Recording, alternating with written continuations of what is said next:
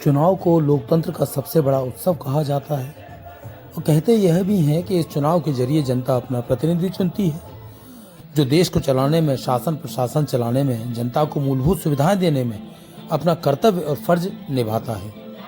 लेकिन क्या जनता को ये पता है कि यह वोट पिशाच उसका वोट पाकर जनता के भाग्य विधाता बन जाते हैं। ये छोटे छोटे मासूम बच्चे देख रहे हैं आप, इन्हें सिखाया गया है कि देश से प्यार करें, राष्ट्र को अपना सर्वस्व न्यौछावर करने में जरा भी हिचके नहीं। तो यही जज्बा इन बच्चों में भी नजर आता है। क्योंकि ये मासूम हैं, बच्चे हैं, ये नहीं जानते कि लोकतंत्र की असलियत। यहाँ आप देखेंगे कि छोटी छोटी बच्चियां हैं, बालिकाएं हैं, जो कि देश प्रेम में अभिभूत होकर नारे लगा रही हैं, साथ ही नृत्य भी कर रही हैं कि इन्हें आगे जाकर देश के प्रति कुछ करने का मौका मिलेगा। वहीं कुछ मासूम और भी हैं जो भारत देश का राष्ट्र ध्वज लिए हुए भारत माता की जय के नारे लगाकर खुद को और पूरे देश को यह संदेश देते हैं कि यहाँ लोकतंत्र की रक्षा की जाती है, यह देश हमारा है। लेकिन क्या वाकई ये देश हमारा है? क्या इस देश में सचमुच लोकतंत्र की रक्षा भी की जाती है? आगे वीडियो में हमने कुछ ऐसी ही तस्वीरों को उजागर किया है जो लोकतंत्र की कथित काली सच्चाई को उजागर करते हैं। हम वोट किसे देते हैं, हमारा वोट किसे जाता है और हमारे वोट की कीमत ग्रामीण स्तर पर किस तरह से लगाई जाती है। ये तस्वीरें आप देखिए किस तरह से मासूम से मजदूरी कराई जा रही है। और यहाँ पर आप देखेंगे किस तरह से जो है 100 मीटर से ऊपर जाकर छोटे छोटे मासूम बच्चे पहाड़ी पर गिरते पड़ते उनकी माएँ यहाँ पर रहने को मजबूर हैं। चूँकि सरकारी दावे और वादे ये हैं कि हमने करोड़ों मकान बनाए गरीबों के लिए, लेकिन असलियत कुछ और है। गंदी बदबूदार गलियों में देखिए किस तरह से अपनी गुजर बसर करते हैं ये। इनके पास घर नहीं है, सड़क किनारे घर बनाते हैं तो शासन तोड़ देता है, प्रशासन तोड़ देता है। नेता हर साल वादे करते हैं, दावे भी करते हैं, लेकिन यहाँ पर आप देखिए किस तरह से बच्चे हैं, मासूम बच्चे, किस तरह से यहाँ पर उनके परिवार जो है गुजर बसर कर रहे हैं। और आप सोच नहीं सकते किस तरह से यहाँ पर ये रहते होंगे। पहाड़ी के ऊपर पानी की सुविधा नहीं है, बिजली भी कभी कभार आती है। ये नेता हैं, ये नेता लोकतंत्र के भाग्य विधाता, जिन्हें नेता कहने में भी शर्म आती है, जो अपनी कुर्सी के लिए किसी को भी, खास तौर पर जनता के वोट को भी बेच देते हैं। ये नेता हैं। अभी जो हमारे योगन भाई कह रहे थे कि मौका पार्टी देती, मौका दिया गया, लेकिन जो परिस्थितियां निर्मित हुई वो बहुत गलत हुई। पार्टी को कहीं नीचा देखना पड़ा। 35,000 से जहां कांग्रेस हर बार, और सबसे अहम बात कि ये जो नेता हैं वे लोकतंत्र की रक्षा का दावा करते हैं, लेकिन जनता को किस तरह से बेवकूफ़ समझते हैं। हालांकि जनता सब जानती है और समझती है, लेकिन बावजूद इसके जो लाट साहब हैं वे नहीं मानते और खुद को जनता के ऊपर समझकर भ्रम में है कि ये हमेशा ये रहेंगे। और यहाँ पर हालांकि किसी तरह का कोई भी जो हमारे लोकल नेतृत्व था उसने वो पूरी चीजें ऊपर तक नहीं जाने दी जो जानी चाहिए थी। तो मैं मीडिया के माध्यम से इन चीजों को ऊपर पहुंचाना चाहता हूं। अधिनायक कहने वाला, खुद को अधिनायक कहने वाला बच नहीं पाया। ये एक तस्वीर दिखाना चाहूँगा यहाँ पर, लोकतंत्र को शर्मसार करती हुई तस्वीर कि एक ई रिक्शा में एक शव को ले जाया जा रहा है और आप देखेंगे कि यहाँ एम्बुलेंस भी मौजूद नहीं है और जो जिम्मेदार हैं वो इस घटना से पल्ला झाड़ते हैं। क्या यही लोकतंत्र है? क्या हम इससे ऐसे दृश्य देखने के लिए ही इन्हें वोट देते हैं? अवैध उत्खनन के लिए कुख्यात ग्वालियर चंबल संभाग पॉलिटिकल माफियाओं के लिए एक बड़ा कमाई का जरिया है। यहाँ पत्थर से लेकर रेत का काला कारोबार प्रशासन और राजनेताओं की सरपरस्ती में धड़ल्ले से चलता है और इस रेत के काले कारोबार में, इस अवैध उत्खनन के कारोबार में स्थानीय मंत्री से लेकर विपक्ष के कई नेताओं और प्रशासन के कई अधिकारियों तक का हिस्सा होता है। यहाँ देखने वाली बात यह है कि बड़े बड़े पहाड़ों को धूल में मिला देने वाली ये काली कमाई और इनके ऊपर संरक्षित करने वाले इन्हें नेतागण और भ्रष्ट अधिकारी यहाँ पर बड़े माफिया हैं।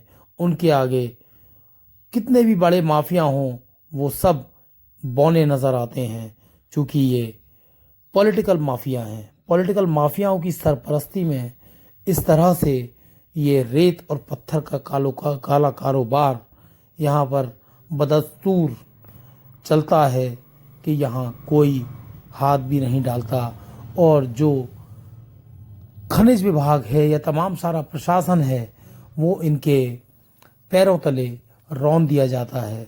यहाँ पर आप देखेंगे किस तरह से जीवनदायिनी सिंध और चंबल नदियों का सीना किस तरह से छलनी किया जा रहा है।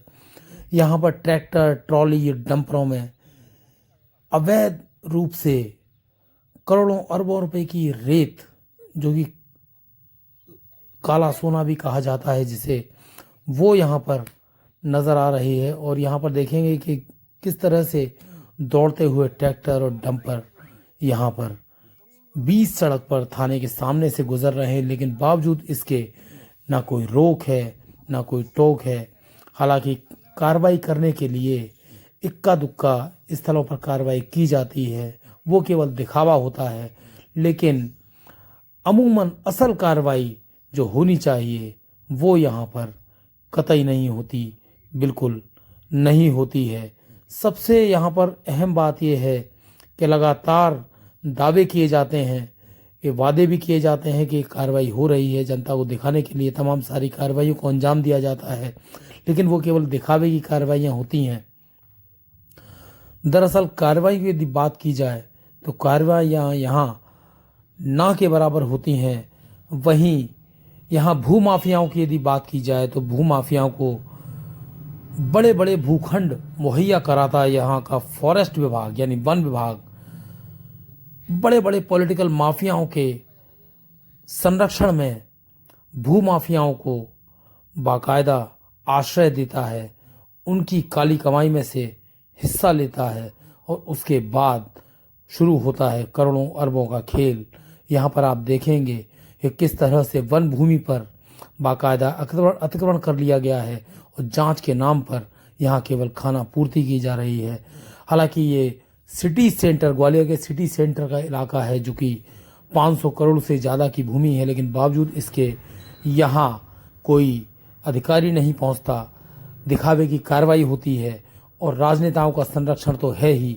यही वजह है कि यहाँ पर कोई भी किसी तरह का कार्रवाई नहीं होती है और ना ही यहाँ पर कोई किसी नेता की या जनता की भी नज़र नहीं पड़ती, इसे छुपा लिया जाता है। और दिखावे के तौर पर आप यहाँ पर देखेंगे कि वन विभाग और राजस्व के कर्मचारी भी यहाँ पर मौजूद हैं, लेकिन इस जगह आपको बता दें कि इस वक्त यहाँ पर एक बड़ी कॉलोनी आकार ले चुकी है, बावजूद वन विभाग और राजस्व अमले के लगातार कार्रवाइयों के बावजूद भूमाफिया, राजनीतिक रसूख वाला भूमाफिया जो कि एक मंत्री के संरक्षण में अम्बेडकर जी आ रहे हैं उसके प्रोग्राम बड़ी कॉलोनी का निर्माण कर रहा है।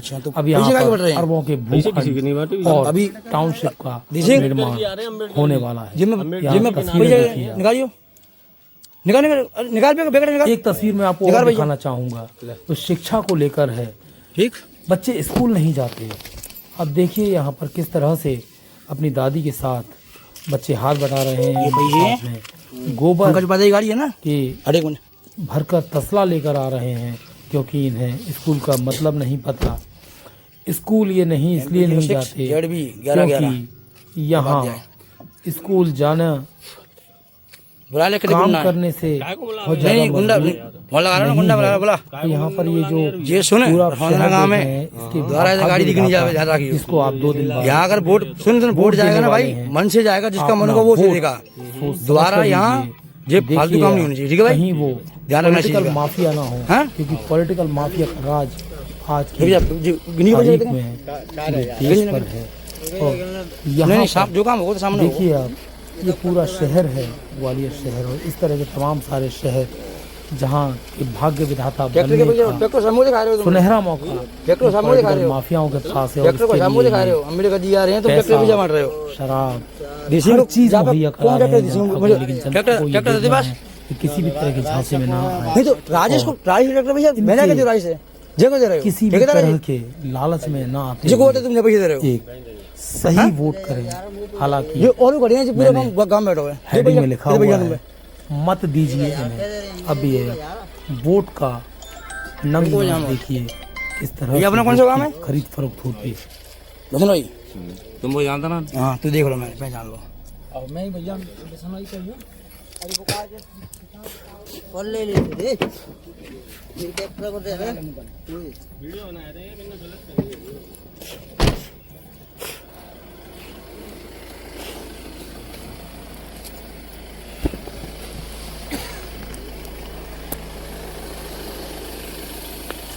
वो किस तरीके का आरोप है? सर, जब मैं जिला सदस्य थी तो उसके बाद अध्यक्षी के लिए दावेदारी आई तो इन्होंने हमसे 45 लाख रुपए 45 लाख मांगे कि इसमें कुछ खर्चा होगा। तो हमने इमरती देवी के हाथ में पैसे दिए और वो पैसे हमारे आज तक ना रिटर्न आए और ना हमारे को अध्यक्षी और ना हमारे को कोई काम वगैरह मिलता है। अगर हम कहीं जाते हैं, अपनी फाइल लेते हैं, देते हैं काम के अपने क्षेत्र की, तो हमें ये बोल दिया जाता है कि इमरती देवी ने बिल्कुल मना किया कि तुम्हें सपोर्ट नहीं मिलेगा। इसी की बात तो ये है कि जिला पंचायत अध्यक्ष के लिए उन्होंने ही मुझे आगे किया था कि महाराज से मिलवा के मैं आपको अध्यक्ष तो अपन ने हर सदस्य को 88 लाख रुपए देने का वादा किया था।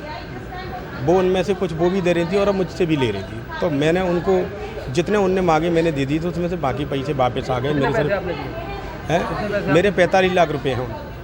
कितने पैसे देने थे? सबको देना था 15 तारीख को, वो होने के पहले क्या नाम है 80 लाख रुपए 88 लाख, तो उसमें कुछ पैसे पहुंच चुके थे और बाकी मेरे वापसी भी हो चुके हैं पैसे। बाकी 44 लाख 45 लाख रुपए मेरे उन पर भी हैं, जो कि मैंने तो किसी को दिया नहीं है। पूरा पैसा उन्हीं के पास था, उन्होंने अपने बंगले से बांटा। बिजली का भी टैक्स देते हैं, हम पानी का भी टैक्स देते हैं, पॉल्यूशन बोर्ड वालों को भी टैक्स देते हैं, फायर ब्रिगेड का भी काम करते हैं। जैसे सर ने बताया 52 लॉज है, 52 हर चीज़ का हमें ऊपर से भी पैसा देना पड़ता है, नीचे से भी पैसा देना पड़ता है। आज एक नर्सिंग होम का रजिस्ट्रेशन कराना है, ऊपर से जो फीस है वो तो है, नीचे से उससे डबल देनी पड़ती है, तब हम चलाते हैं। और कहाँ हमें सब्सिडी मिलती है? आप ये बताइए कि मैं एक महिला हूँ, मैं एक डॉक्टर हूँ, मैं अपने बच्चों का पालन पोषण कैसे करूँगी? क्या सरकार मेरे बच्चों को मुफ्त में एजुकेशन दे रही है? क्या सब्जी वाला मुझे मुफ्त में सब्जी देता है? या कोई बिजली वाला मुझे मुफ्त में बिजली देता है? कोई नहीं देता, सब जगह पैसा लगता है। तो